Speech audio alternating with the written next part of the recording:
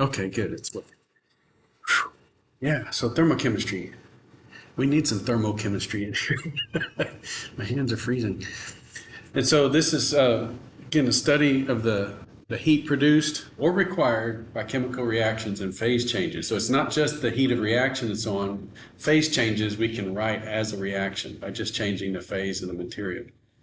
Of course, we know that delta U and delta H, they're related. Delta U is essentially at a constant volume type setup, whereas we deal with delta H mostly because we're at constant pressure. And then we have these standard temperature, pressure things. So this would be what we call standard ambient temperature, but for the thermodynamic tables, its standard temperature is 298.15. So if you see a table, a thermodynamic table, and it's not listed, try to look in the footnotes, try to look at, who's publishing that table, but 99 times out of 100, it's going to be 298, it's going to be room temperature. And this is the thing that annoys me is what was wrong with atmospheres? They went with pascals and bar, and a bar is 100,000 pascals. And what makes that any more like SI than 1 atmosphere, which is 101,325 pascals. So they're only different by 1%. So 1 bar and 1 atmosphere are the same, the 2 significant figures. But that third significant figure, an atmosphere, has a little bit higher pressure. It's 101,325 pascals, and the bar is just 100,000. That's ridiculous. And then, of course, the standard volume is irrelevant because if you know the volume, if you know the pressure and the temperature and the number of moles, you can calculate the volume. So let's think about physical changes.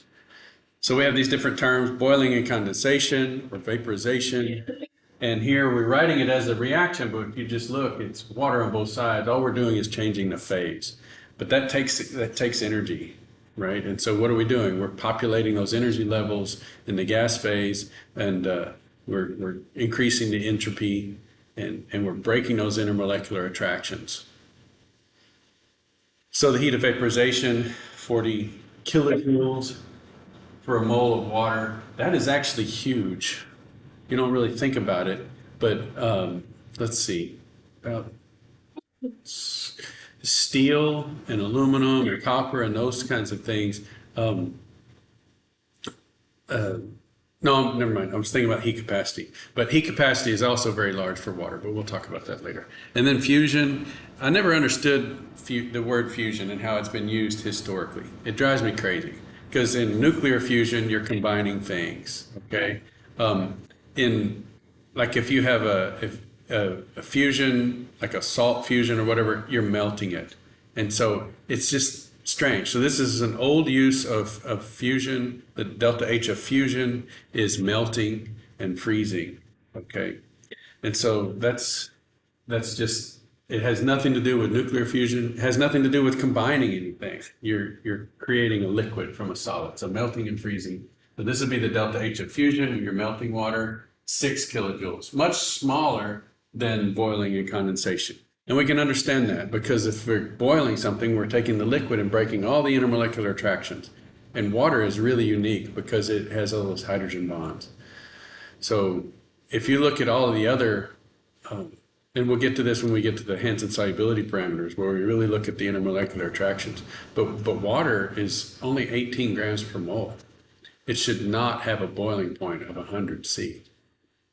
Okay. Methane, you got 12 plus another 4, that's 16 grams per mole. And its boiling point is like way below 0, minus 100 or something like that. And yet water is only 2 grams per mole heavier, and yet it has 100 degrees C, and it's that hydrogen bond. So hydrogen bonds are really unique intermolecular attractions. They really only occur strongly between OHs and NHs. Now, HF is a rare case, but we don't see that very often. That's hydrogen fluoride gas, and it forms dimers through hydrogen bonding. So really just ignore fluorine and focus on NH and OH, and those are your hydrogen bonding pairs. And then sublimation, you go straight from solid to gas, and that's the sum of these two things. And that brings up an important point, that this is sort of the beginnings of understanding Hess's law. So you can go straight up with the sublimation, going from solid straight to gas, or you could go through the intermediate of melting and then vaporization. And Hess's law is sort of written here that you can write any thermodynamic process as a sum of other thermodynamic processes. So this is one process, it can be written as a sum of two processes. And that as long as you follow the states of matter and the chemical reactions and so on, you can put these together in any form. And you can solve for the one that you are interested in. And so this is sort of the definition of our standard reaction enthalpies. So pure unmixed reactants in their standard states becoming pure unmixed products in their standard states. And normally that's not a problem, but when we get to ionic solutions, aqueous solutions, that's a real problem because the mixing is a substantial heat event. So I did notice this with my, I don't know how old I was, maybe 6 years old, with my chemistry kit. So I was going through and I'd heard about acids, and somehow I figured out that bases were opposite of acids. And so I started mixing every acid and base in my chemistry kit in my little test tubes, and it was warm. Like I could feel the heat of mixing and the heat of reaction too. And so that was interesting to me. They didn't give me anything super dangerous. It was a bunch of metal salts like cobalt and stuff like that. Of course, if I'd eaten it, it would have killed me. But mixing it, there was nothing really going to happen from mixing it.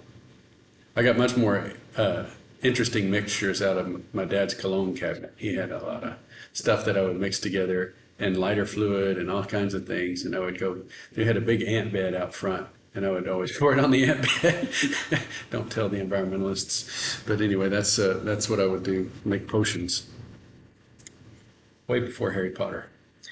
And so, we can take this, again, you're very familiar with calculating these delta H of reactions. You have 3 moles of C times the standard enthalpy of formation for C, and 1 mole of D. These are the products, and you subtract the reactants. And these H0, A, B, C, and D are the standard molar enthalpies of species A, B, and C, and D.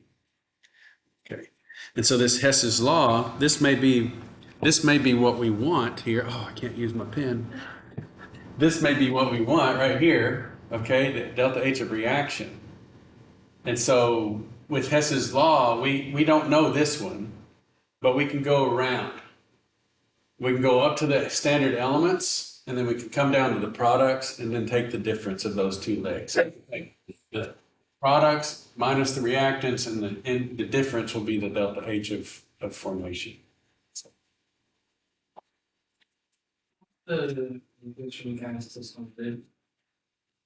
Gas to solid. Sublimation is solid to gas, and then deposition. Typically, we call that deposition. So, because what is that? It's not condensation really, because that's typically reserved for liquid.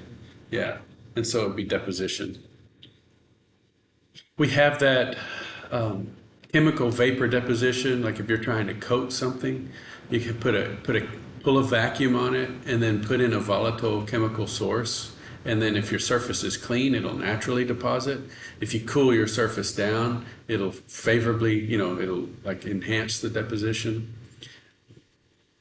And so you'll see chemical vapor deposition where it's going from vapor straight to a solid.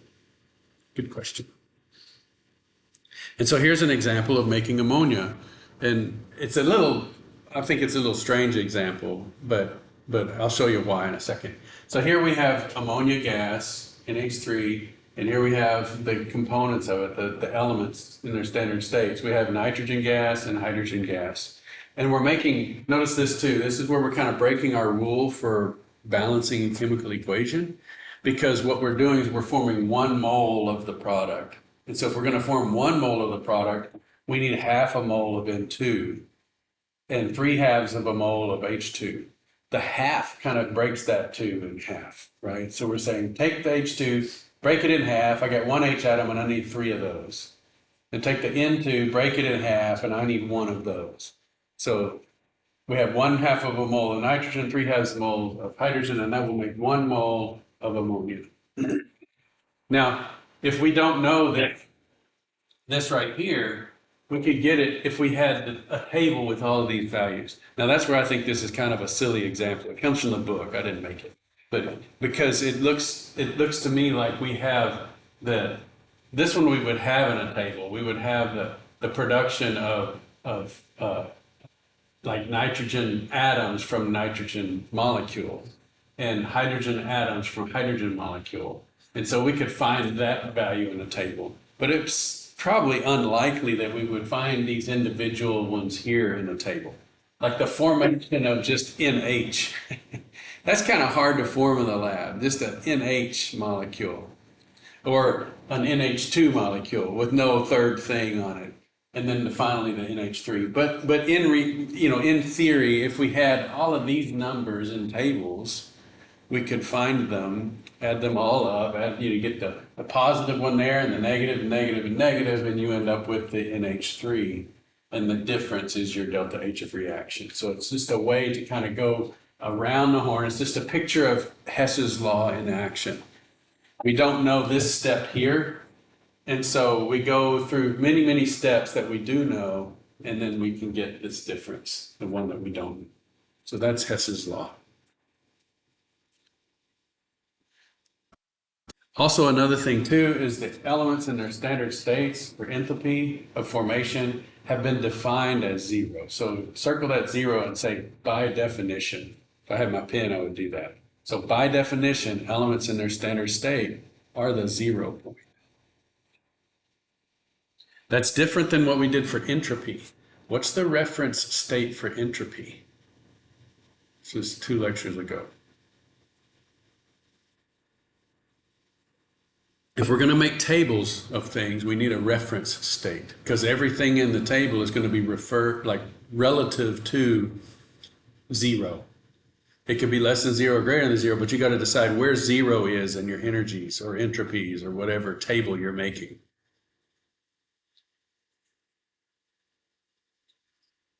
$22? What? Don't know. That's fine. So it's the third law of thermodynamics. Set our reference state for entropy, the third law of thermodynamics. First law was conservation of energy. Second law is famously preventing perpetual motion machines. So it says no cyclic process is able to convert heat to work perfectly. That's the second law of thermodynamics. The third law, yeah, entropy goes to 0 as temperature goes to 0. That's an easier way to say it. Entropy goes to 0 as temperature goes to 0. Another way of saying the partition function goes to 1 and the natural log of 1 is 0. So we know why it goes to 0. It's because of the partition function. So that's the third law of thermodynamics. And so it sets up entropy's 0 point at absolute 0 Kelvin. So we can make tables of our entropy values relative to that point. But for enthalpy, this one is pretty arbitrary. We just said elements in their standard state. So how is nitrogen present itself to us at 1 atmosphere and room temperature? N2, not N. N atom is not how nitrogen presents itself. So naturally occurring nitrogen is N2. So N2 gas is 0. We're just setting that. And if we want to get to N atoms, we got to go way uphill. We got to put in a lot of joules to break apart the N2 molecule and have N atoms.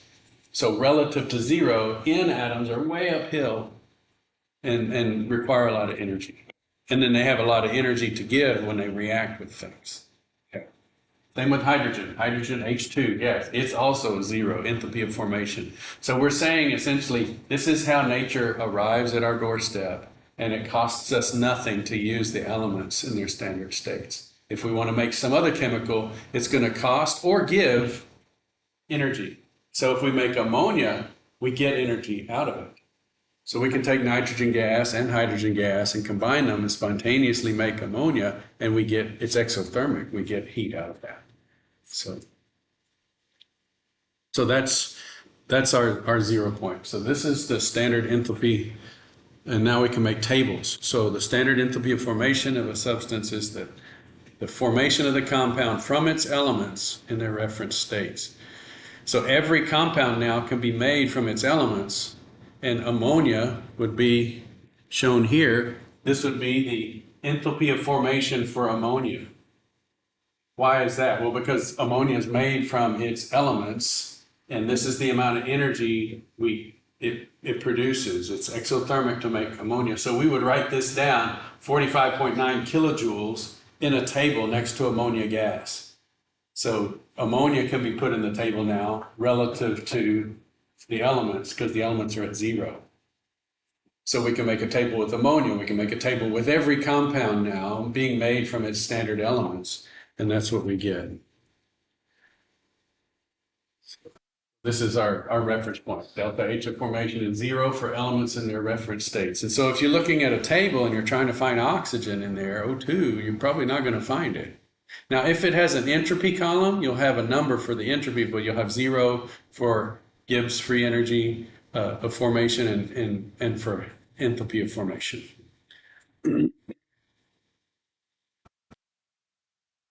Now, Gaussian is a totally different bird. Okay, so let's take this same problem. This right here used to be 0, but Gaussian isn't taking elements as they arrive at Gaussian's doorstep. Okay, so Gaussian has the locations of the nuclei, and it's building the electron cloud. And so it's very easy for Gaussian to say, what if I just have the nucleus and no electrons?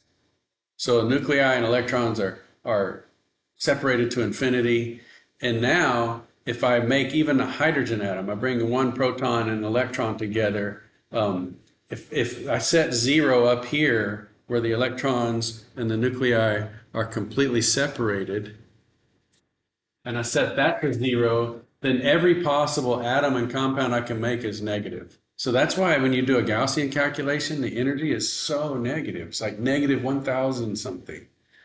It's because 0 is way at the top, where you only have nuclei and electrons completely separated. Okay. So that's a very convenient starting point for a computer, because a computer has no idea what the atmosphere is, O2 gas, or anything like that, or carbon solid in the ground, right? A computer can calculate these energetic values so easily, and we'll just pick an unambiguous, not related to nature in any way, starting point. So 0 is way uphill for Gaussian, and everything else is negative. Okay, so we can calculate building a half a mole of N2 and 3/2 a mole of H2, and compared to that, Gaussian can give us, we can calculate 2 calculations, N2 and H2, multiply those energies by 1/2 and 3/2, and we'll get this arrow. And then we can subtract this. We can build ammonia in Gaussian. We can have it optimize the geometry, calculate the energy, and we have this arrow. And so this one is negative, look at that, negative 296,000 kilojoules. So when we form 2 molecules, or half a molecule of nitrogen and 3/2 a mole of hydrogen, if you want to think of it that way, that's how far down it is from from 0. And then if we form ammonia, it's negative 296,739, and then the difference is very similar, but we get 45.94. So we have the products minus the reactants. So products minus the negative reactants gives us negative 45.9 kilojoules. So we can get the same values. Now, they're not always the same, and it's because the basis sets we choose in Gaussian are either better or worse at modeling reality. So you could be pretty far off if you've got a crummy basis set, and you're not giving the electrons the freedom that they would have in nature. So that's the real issue, is not giving the electrons a big enough cloud to reduce the energy of the molecules on the reactants and the product side.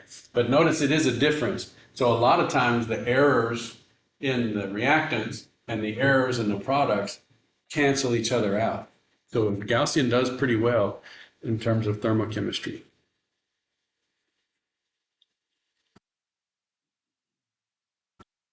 And so we can use bomb calorimetry, which is what we're heading into, to calculate some of these things. So if, let's say we have this reaction, and we can look up the enthalpy of formation for CO2. I just really want to use this.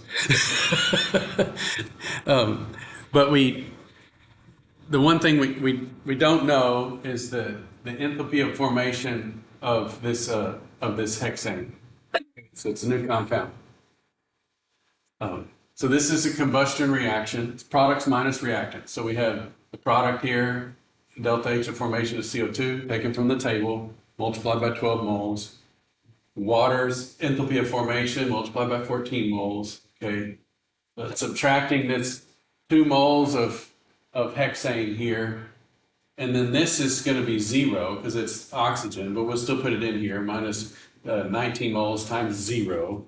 Okay.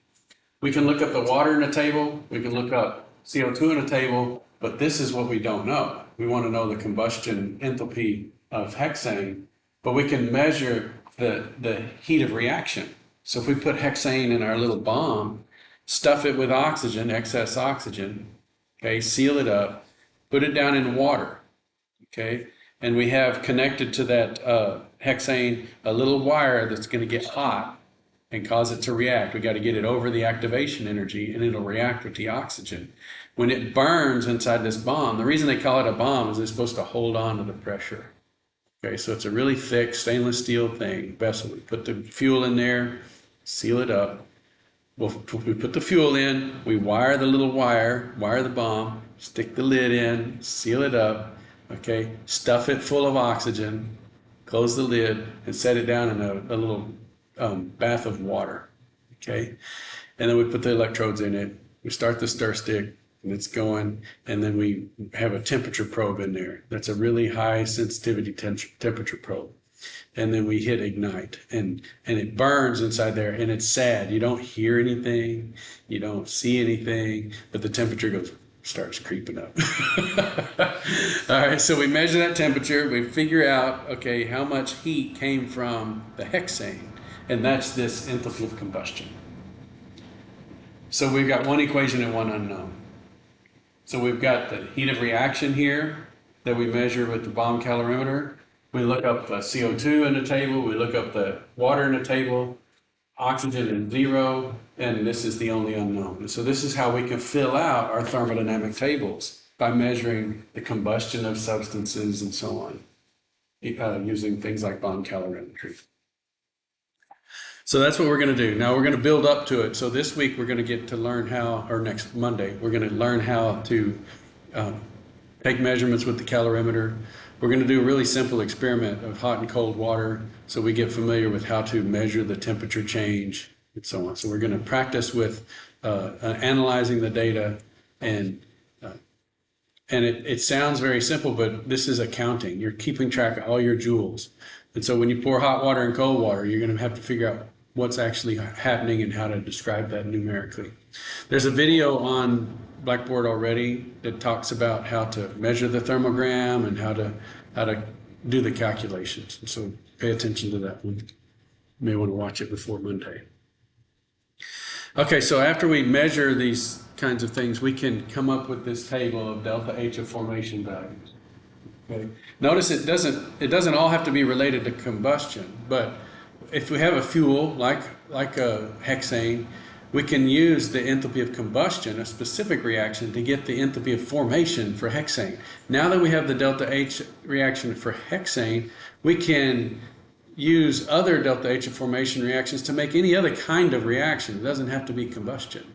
So if we want to know how much energy it takes to, say, turn hexene into hexane by adding hydrogen, if we have the enthalpy of formation of hexene and the enthalpy of formation of hexane, then we could do that other reaction on paper using the table. So this is a wonderful thing. So these tables are absolutely enormous. You kind of figured that out from looking at the combustion table for the QSPR lab. Do you remember that? All those thermodynamic values.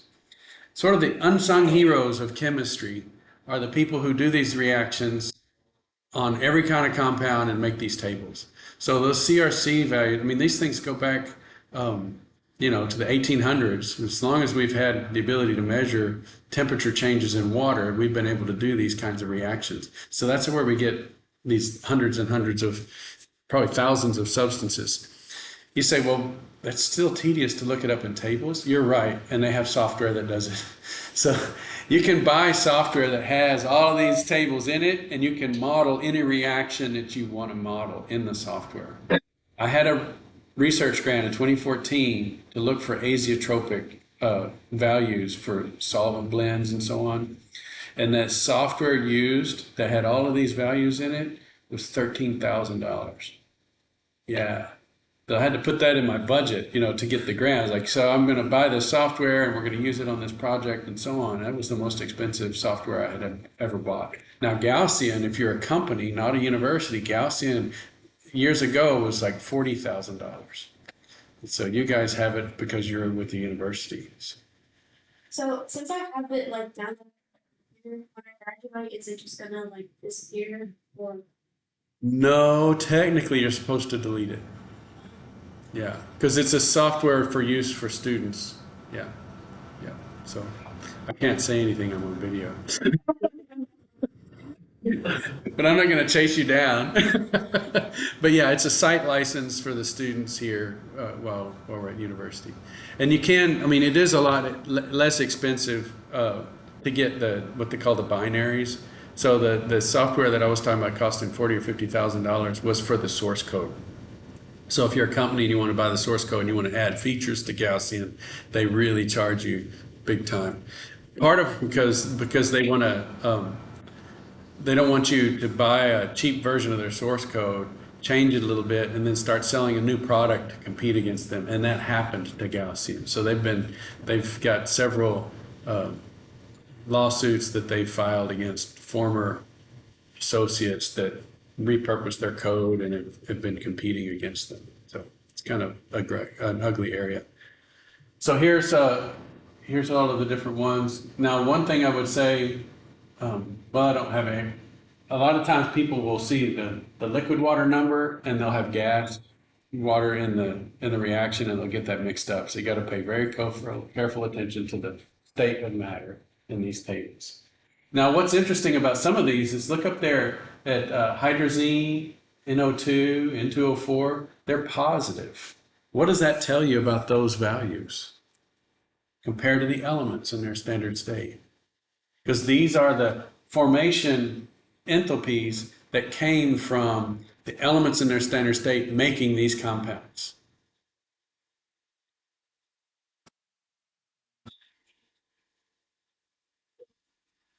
Yeah, so their elements, they're kind of uphill from their elements in terms of heat. So if these things decompose to their elements, it'll be exothermic for their decomposition. Whereas these, the formation is exothermic. So forming ammonia is exothermic. But up there, forming hydrazine is endothermic. We have to go uphill to form hydrazine. And so let's do some practice. Here's the little table. Oh, this is so sad. I can't do my pen.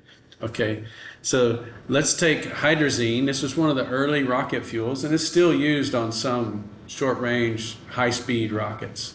Okay, and so here's our reaction. We've got hydrazine plus oxygen making nitrogen gas and liquid water. Okay. And what's the delta H of reaction? Well, you guys with your pens and pencils or whatever can come over here and get liquid water, negative 286. That's the product, times 2, because there's 2 moles of water. And then the nitrogen is not in the table because it's 0. And then you can subtract the reactant. Okay, you've got 1 mole of oxygen, which is irrelevant because it's 0. And then you subtract the N2H4. So you subtract the reactant. And you get, let's see, I think I have it in the notes, but can't see the screen. And I can't do the work because I don't have my pen.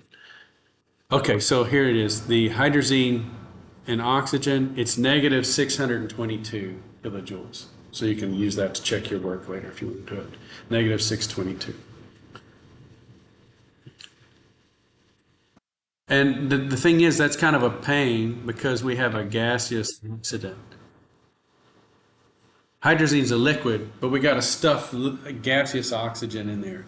And that's a pain. Dealing with gases can be a pain. So let's try to get a liquid oxidant. So the next problem is peroxide rocket fuel. Okay, let's try. And now we got a liquid fuel and we got a liquid oxidant. So that's great. Spray liquids together, a little spark, get them lit, and you can just spray it in there and make the rocket go. So now we're producing 4 moles of water, subtracting 2 moles of hydrogen peroxide, which we have in the table, and subtracting 1 mole of the hydrazine. And this, because we've got more moles of fuel and more moles of water being produced, is negative 818. So we get more energy out of this. So that's even better for a rocket. The other reason why you want liquids is because they're more dense. So in a smaller package, I could put hydrogen peroxide in. And now pure hydrogen peroxide is not very stable, so it's very dangerous. Okay. We have hydrogen peroxide in our bathrooms, but do you know what concentration it is? 3%. Yeah, 3%. 30%. You can buy 30% hydrogen peroxide, but it comes with a big warning label because it's very dangerous. It can catch other things on fire. So you spill 30% hydrogen peroxide, it can spontaneously cause some things to catch on fire.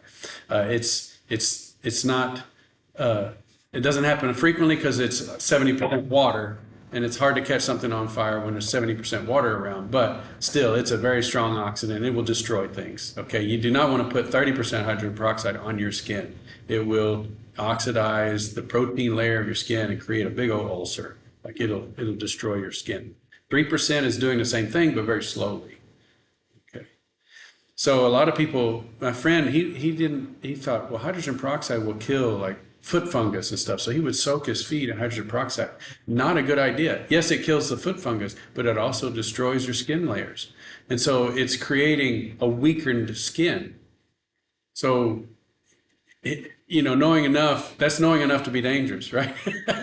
So he was damaging the skin. Now, to quickly clean a wound, like you've got a big cut or something like that, quickly clean it. Yeah, it will kill the bacteria, but it's also chewing up the edges of your cells and stuff like that and destroying tissue.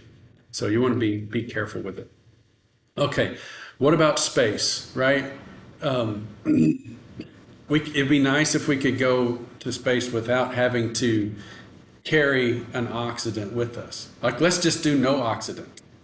No oxygen gas, no hydrogen peroxide. Will that work? Well, yeah, it sure will, because these are zero here. So forming nitrogen and hydrogen gas, that's 0.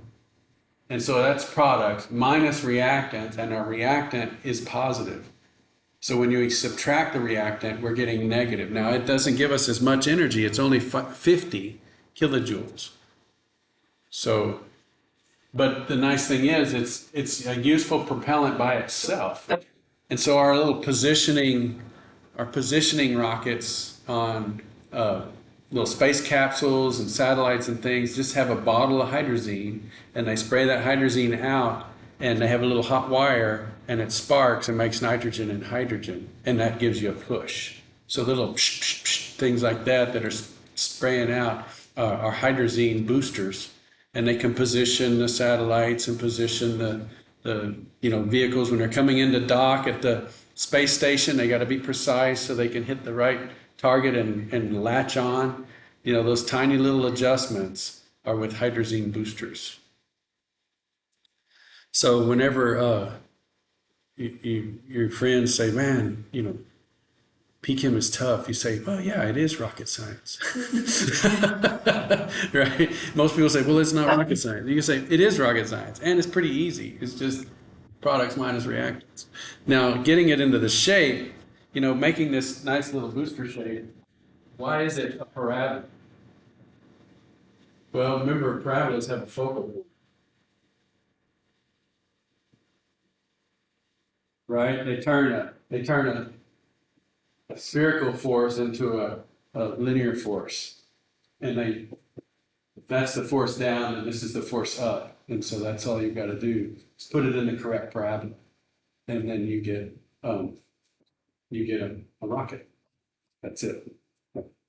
So how many it just contains Yeah, so you need, typically you'll need, like in this case, we're just, it's not going to work. You'll need some kind of hot wire or something like that. So maybe they'll have a nozzle here, and maybe they have a wire or something like that. So it sprays out, and they have to know how fast it's going to burn to get it into the focal point. So there'll be rockets, and also you've got back pressure too. You got atmospheric molecules in here. And so next time you're looking at Elon Musk's rockets for SpaceX, look at the different cone shapes. The ones that are made for liftoff have a different parabola than the ones in space because there's no back pressure in space. So the second and third stages have a different design because they have a different atmospheric pressure. There's a vacuum in space. It's pretty interesting. The ones in space are much more triangular looking and a steeper parabola. Now that's the limit of my knowledge. I don't really know the math behind that. I know it's based on the parabolic reflector, but as far as the engineering that goes into it, I'm not an aerospace engineer, but I know enough to be dangerous. Like if I was to build that in my garage, I'd probably wouldn't work. Okay, but it will work in terms of a solar oven.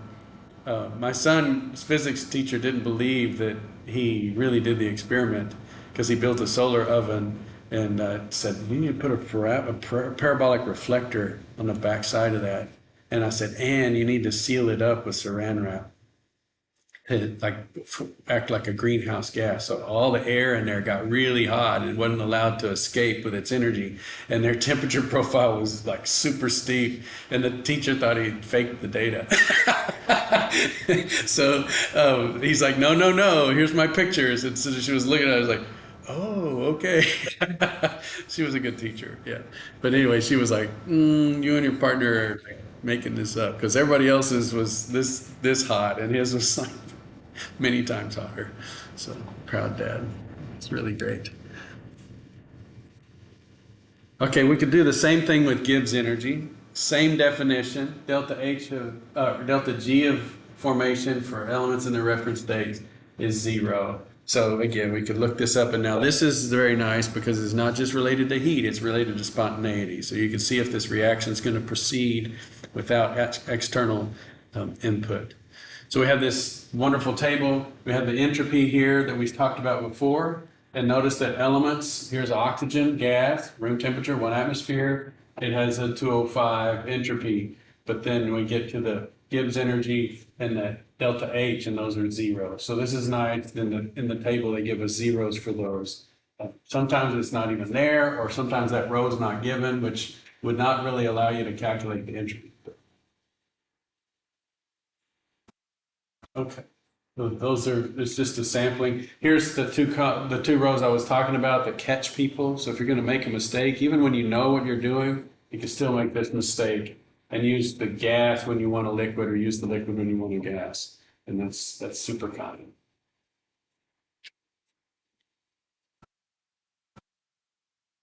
Okay, now sometimes we want to calculate the equilibrium constant.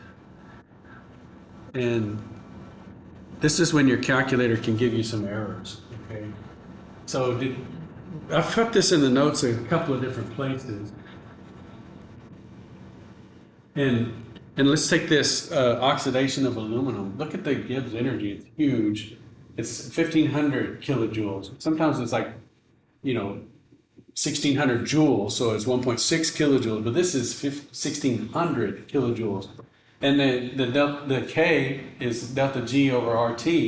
So if we do this, we end up with e to the 638. Now my old HP11C couldn't do that. I could type that in, but it wouldn't calculate it.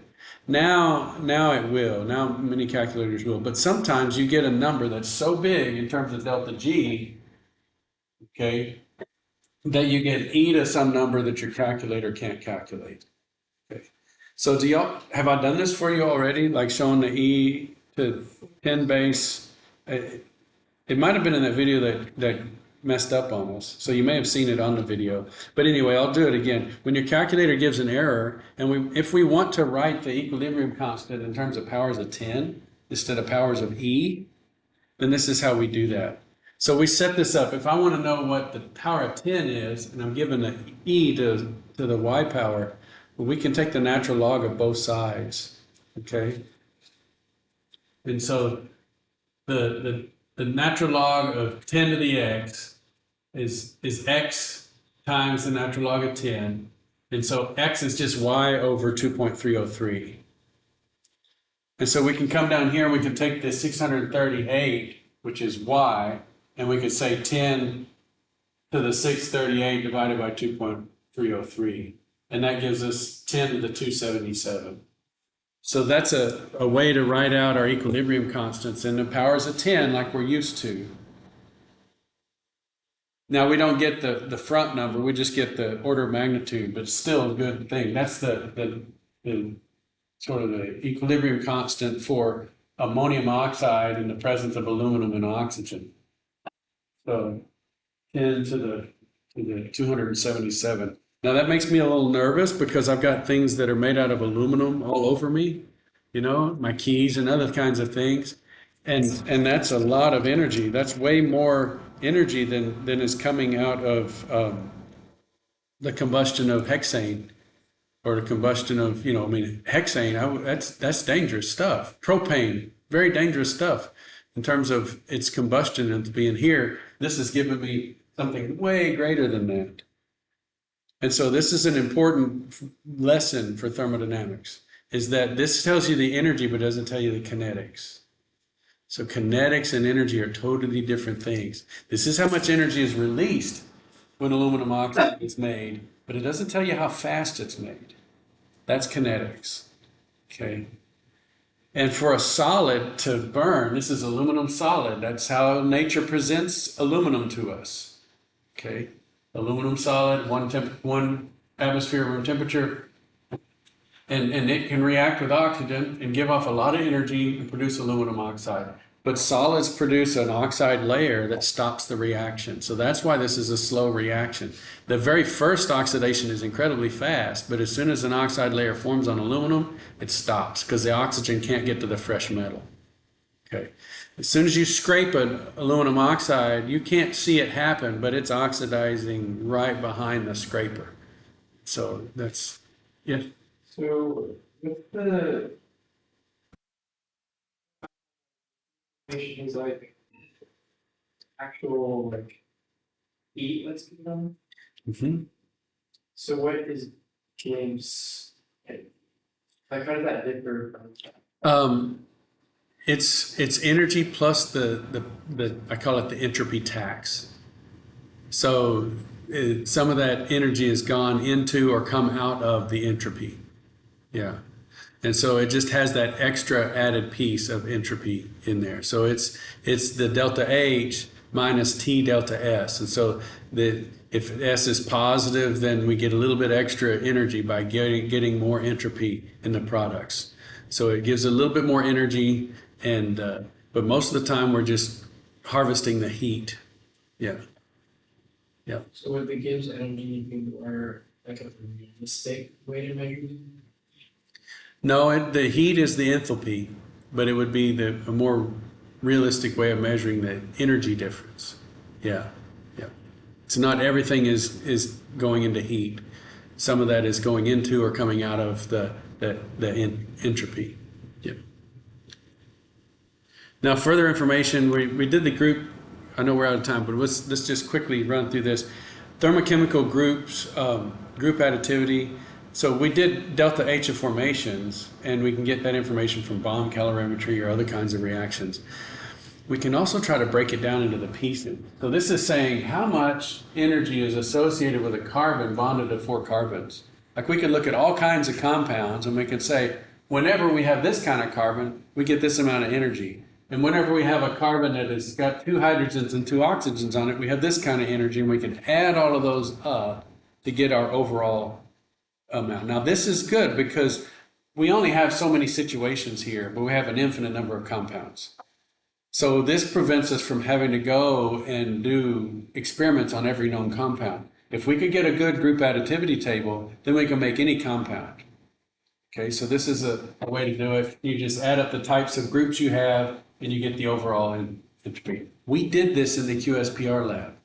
What we did was we used this model of carbon, A carbon atoms, B hydrogen atoms, C nitrogen atoms, and D oxygen atoms. That's the groups, right? That's the number and types of atoms. Very simple model. And we were able to model 99% of the enthalpy of combustion values.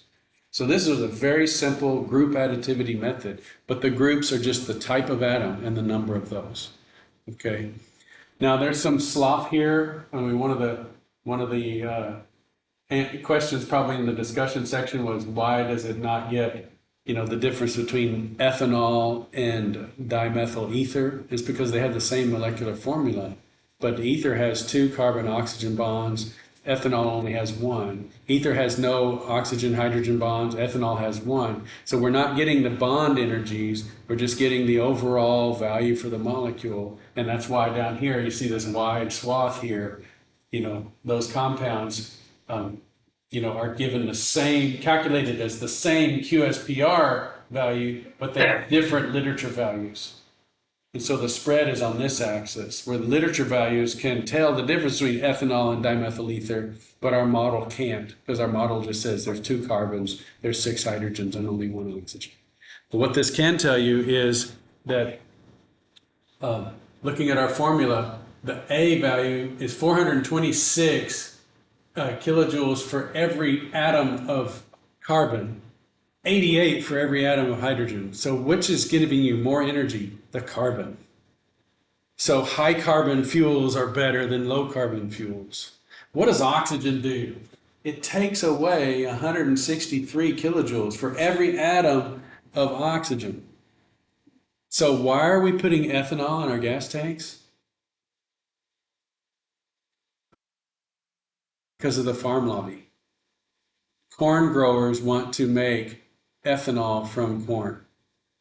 And they get Congress to pass an ethanol fuel standard. And it makes no thermodynamic sense. We're getting less miles per gallon when we put ethanol in our fuel. That's the numbers. That's not political. This is the numbers. And so that's interesting. So politics and thermodynamics go in opposite directions sometimes. Yeah. And it's also worse for your engine because ethanol draws in water and gets in the tank, and that corrodes the inside of your engine and makes it hard to start when it's cold. Anyway, I had to get to that point because it was interesting. You guys, did your little models and everything. Hopefully y'all came up with some good fuels.